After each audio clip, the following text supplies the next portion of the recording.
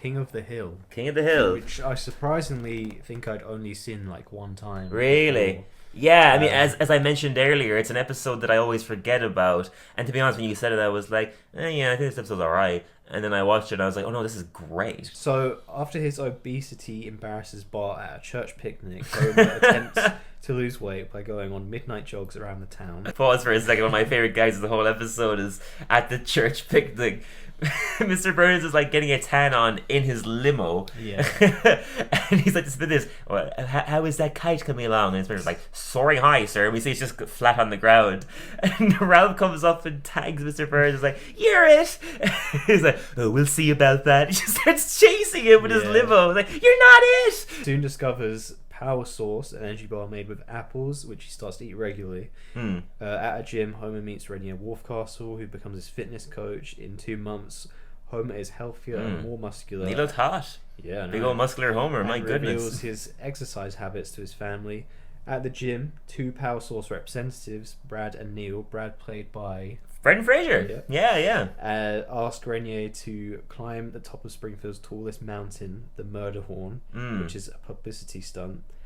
He refuses, but Bart insists Homer volunteers to do it. Yeah. Grandpa begs Homer not to climb the mountain, telling him how he died when he was betrayed by a friend, C.W. McAllister. That detail of the episode is absolutely mental. Yeah. So, can we just dissect the grandpa thing for a second? I feel like this always went over my head until watching it this morning.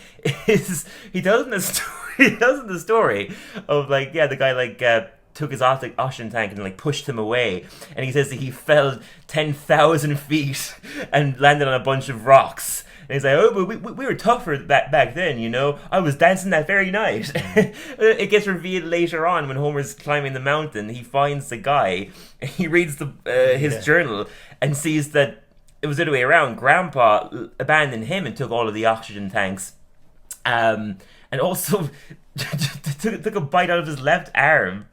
What I found so weird about that bit is when Homer sees it, he's just like, oh, Dad. Could you imagine if you found out your dad ate someone, leapt over dead and committed cannibalism? And then this whole little arc concludes at the very end when the mountain collapses and the dead body washes up. And Dr. Hibbert just goes over to it and is like, he's dead. Like, obviously. And they see the chunk out of the arm. Grandma's like, I wonder what happened. And his dentures slip out and just land perfectly onto where the arm was. So good. And he's like, I can explain. Runs away. That whole bit was so dark but so funny. Yeah, just great fun. Just such a great adventure for Homer.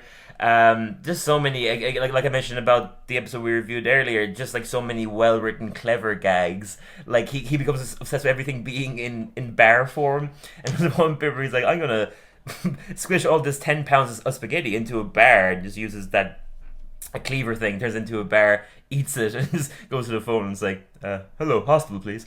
Just like quick little gags like that are so consistent and good.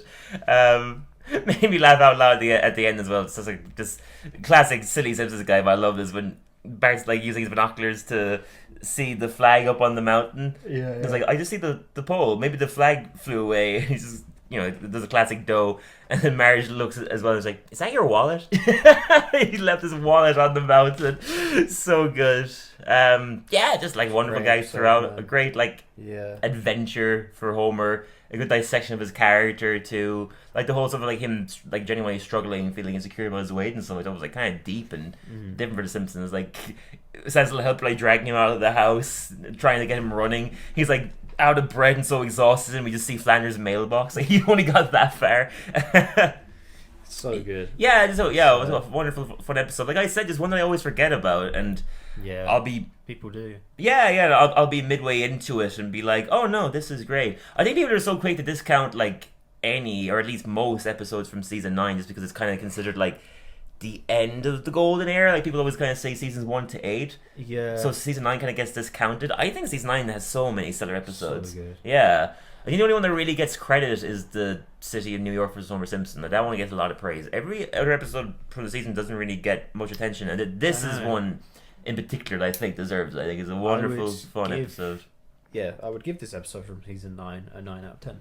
9 out of 10. Yeah, I'll give it a 9 as well. Yeah, Yeah. absolutely. Yeah, just wonderful, fun, so many great gags, and also like a deeper spiritual journey for Yeah, Homer. I think yeah. it's done so well without getting too deep, but you know, you do feel for him, and we want to see him succeed. Yeah, beautiful episode.